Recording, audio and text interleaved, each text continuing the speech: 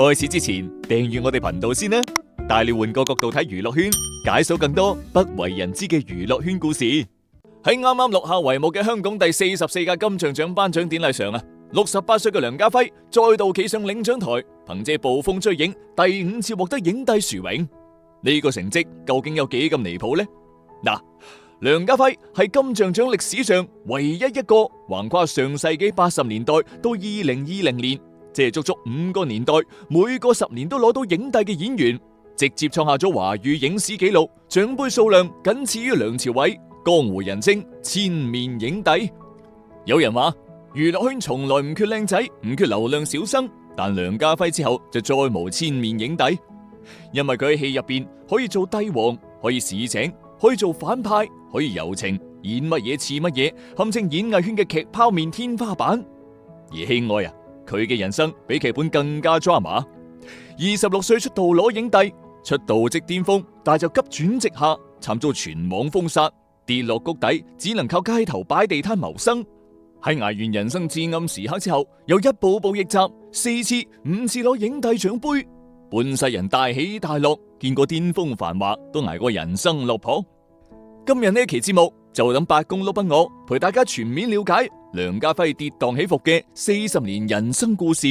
睇下呢一位千面影帝究竟係憑乜嘢封神影壇。好多人以為梁家輝係科班出身，一路上都順風順水，但查實就唔係嘅。1958年出生嘅梁家輝，早年就讀於理工大學，學嘅係平面設計。呢個專業係同演戲大纜都扯唔埋嘅。唔係1981年，佢陪朋友去參加 TVB 藝訓班選拔，點知朋友考唔中，佢又考中咗。同期嘅學員呢，仲有劉德華、徐錦江等等嘅知名演員。藝訓班畢業之後呢， TVB 要求佢簽約一份長達8年嘅霸王合約。後生時候嘅佢係性格耿直，唔願意妥協，都唔識人情世故，直接拒絕咗，因此離開咗電視台。離開咗 TVB 嘅梁家輝，短暫放棄咗演藝事業，開啟咗創業。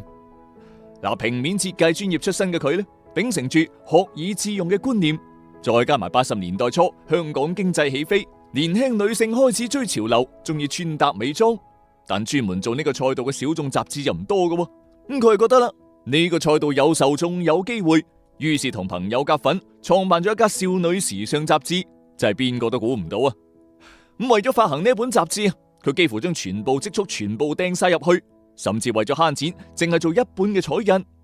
但現實永遠都係好殘酷嘅，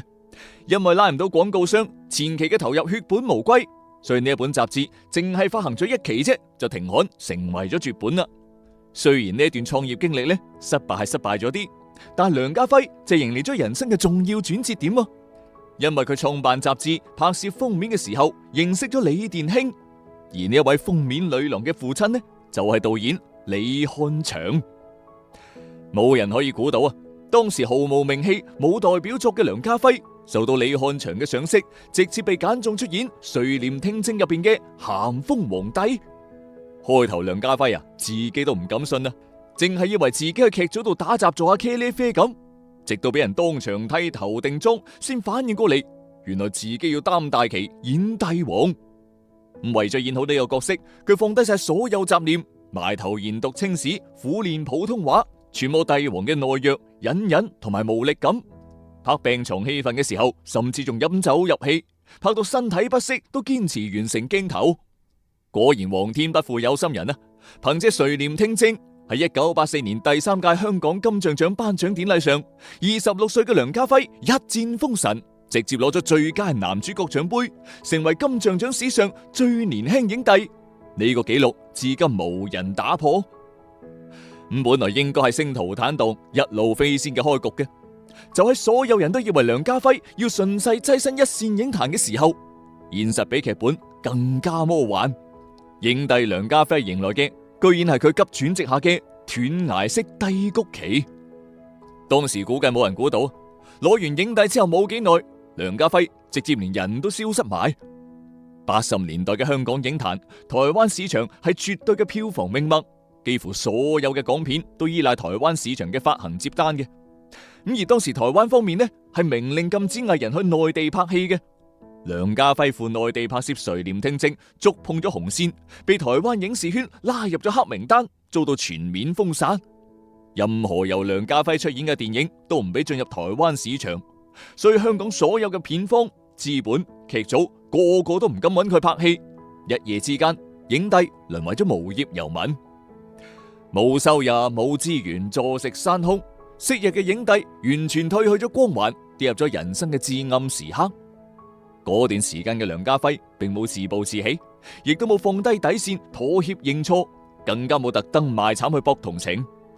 為咗維持基本生計啊，佢放低所有嘅明星身段，拉埋啲同學朋友跑到去銅鑼灣街頭擺地攤賣手工皮飾、賣小飾品，真係好難想象啊！鏡頭前面氣場爆棚嘅影帝喺烈日之下，仲有踎喺街邊擺檔同路人討價還價，仲要避開嗰啲巡查人員。咁間唔中有路人認出佢，小心翼翼問佢係唔係演員梁家輝啊？咁佢都唔會遮掩，亦都唔會尷尬㗎，大大方方承認自己嘅身份，仲笑口噬噬同顧客讓利推銷，一啲都冇明星嘅架子。喺佢過最兜踎嘅時候，佢個袋入邊冇多餘嘅積蓄，日日就喺屋企煮粉絲飲豉油過日子，日子過得又樸素又拮據。身邊好多同行遇到呢一種封殺低谷呢，一唔係就低頭妥協寫悔過書求解禁，一唔係直接轉行離開演藝圈㗎啦。但梁家輝心入邊呢，硬係有一種執着，而呢一段擺地攤嘅低谷歲月，好明顯都唔係白挨嘅。佢後來喺採訪入邊話，擺地攤令佢睇清咗最真實嘅人間百態，見過市井嘅冷暖同底層嘅掙扎，呢啲後來都變成佢演戲嘅生活庫，都為佢後來塑造各類小人物角色埋下咗最真實嘅生活底蘊。好多流量明星係靠包裝、靠人設嚟演戲嘅，而梁家輝係靠挨過生活嘅苦，喺見過人生百態之後，再翻轉頭嚟演戲，呢個都係佢後來角色可塑性非常強嘅關鍵原因。封殺嘅日子持續咗好幾年，就喺所有人都以為梁家輝嘅演藝生涯就此要落幕嘅時候，佢居然迎嚟咗人生第二個轉折點喎。90年代初，隨住影視行業格局變化同兩岸環境嘅緩和，加埋圈內好友嘅暗中扶持，梁家輝慢慢重新攞到拍戲資源，正式回歸影壇。重返影壇嘅梁家輝，並冇急於複製早年嘅帝王角色，反而主動打破所有戲路限制，開啟咗千面影帝嘅進化之路。1992年，佢出演法國電影《情人》，飾演一位深情又慈悲嘅華裔富家公子。全片好大尺度，情緒又好難把握。梁家輝僅憑眼神同埋肢體語言，就將東方男人嘅內斂、壓抑同埋深情演繹得淋漓盡致，直接驚艷西方影壇，一度被外媒評為東方男性魅力天花板。同年，佢又接演《92黑玫瑰對黑玫瑰》，徹底放飛自我，飾演搞笑多情嘅呂奇。一個啱演完深情富豪嘅演員，轉頭就可以演無厘頭喜劇渣男，反差之大，直接令觀眾同業內都刮目相看。憑借《92黑玫瑰對黑玫瑰》中嘅呂奇，喺1993年第12屆香港金像獎頒獎典禮上，梁家輝時隔9年第二次獲得影帝獎杯，用實力宣告佢唔係一夜影帝，而係真正嘅實力派。喺嗰段時間，佢仲貢獻咗無數經典，例如《新龍門客棧》入邊儒雅又英氣嘅周懷安，《棋王》入邊落魄大堅韌嘅知青黃一生，《黑金》入邊囂張巴閉嘅黑幫大佬周朝鮮。正派、反派、文藝、商業、搞笑、悲情，冇一個類型係佢駕馭唔嚟嘅。人哋呢靠一個角色食成世飯，但係佢偏偏調翻轉，佢靠每一個角色都唔一樣去企穩自己嘅腳步。佢唔揀角色，唔揀戲份，唔揀人設，正派反派、大佬小人物、深情渣男、市井百姓，只要係劇本好，角色有靈魂，佢都願意用心去打磨。呢一個階段，佢徹底擺脫咗最年輕影帝呢個標籤，正式被業內公認為千面影帝。圈入邊呢一直有個講法嘅，就係俾梁家輝一個配角，佢可以演出主角氣場；俾梁家輝一個小人物，佢可以演出半生滄桑。呢個亦係佢同流量藝人最本質嘅區別。佢教嘅從來唔係皮囊，而係眼神、氣場、同埋對角色嘅精準拿捏。呢種演藝底蘊係靠歲月同埋閱歷沉澱出嚟，根本模仿唔到嘅。咁喺進入2000年之後，港片整體下滑，好多老牌影帝開始減產或者轉向內地，但梁家輝依然保持1年幾部嘅高產，而且質量穩定。2006年，杜琪峰執導嘅黑幫史詩《黑社會》上映，梁家輝飾演性格爆裂、囂張又狠辣嘅大弟。呢個角色表面上呢係西裝骨骨嘅斯文大佬，但係實際上係囂張暴躁、野心爆棚，為咗上位不擇手段。當時同佢對撼嘅呢係任達華，兩個男主演技對撞，火花四射。當時好多人都以為內斂嘅任達華會攞獎，但最終第25屆金像獎，梁家輝力壓任達華第3次攞影帝。而且呢屆頒獎典禮仲有一樣好得意嘅事，咁就係梁家輝同時仲以《長恨歌》嘅程先生一角入圍。呢個角色文藝隱忍，年齡跨到30年，同大弟係完全兩回事嘅兩個角色。一個街頭梟雄外放爆裂，一個係時代遺民內斂深情。當年評委直接話，梁家輝以兩種極端表現同時入圍，跨度之大，反差之強，本屆無出其右，演技自由度已達港片天花板。第3次影帝都證明佢唔係曇花一現，而係長期穩定嘅影壇定海神針。2013年，韓戰橫空出世，梁家輝飾演警務處副處長李文斌，氣場爆棚。表面上佢係資深警隊精英，威嚴穩重，實際上係權謀深沉，亦正亦邪，城府難測。呢部片被好多人稱之為香港警匪片嘅文戲巔峰，全片有好多嘅高能對話同埋經典嘅名場面，